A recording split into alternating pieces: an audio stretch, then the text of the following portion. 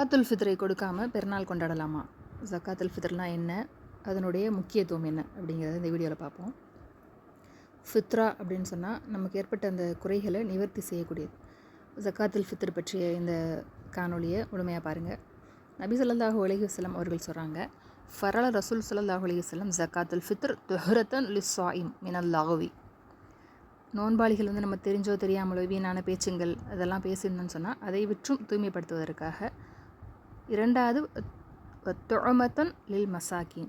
நோன்பு காலகட்டங்கள்லையும் சரி மற்ற நாட்கள்லையும் எத்தனையோ ஏழைகள் உணவுக்காக சிரமப்படுவாங்க இல்லையா? அப்போ அவர்களுக்கு அந்த நோன்பு பெருநாள் அப்போ அந்த உணவாக அது அமைவதற்காகவும் இது கடமையாக்கப்பட்டதாக நபி ஸல்லல்லாஹு அலைஹி வஸல்லம் அவர்கள் தெளிவுபடுத்துகிறாங்க. யாரெல்லாம் கொடுக்கணும் அப்படின்னு சொன்னால், முஸ்லீமாக இருக்கக்கூடிய அடிமை, சுதந்திரமாக இருக்கவங்க, ஆண் பெண், பெரியவர் மற்றும் சிறியவர் எல்லாருக்குமே இந்த நோன்பு பெருநாள் தர்மம் கடமையாக்கப்பட்டதாக சொல்கிறாங்க.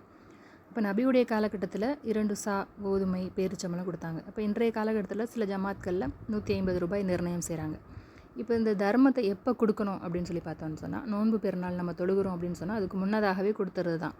அது இல்லாமல் அந்த தொழுகை முடிந்ததுக்கு பிறகு கொடுத்தோன்னு சொன்னால் அது சாதாரண தர்மமாக தான் கணக்கிடப்படும். நம்மளுடைய இறை சந்தேகத்தின் அடிப்படையில் 29 விநியோகிக்க ஆரம்பிச்சிடுறாங்க. அப்போ அந்த அடிப்படையில் கொடுத்து நன்மை பெறக்கூடியவர்களாக அல்லாஹ் ஆக்கி அருள் புரிவானாக. அஸ்ஸலாமு அலைக்கும் வரஹ்மத்துல்லாஹி வபரகாத்துஹு.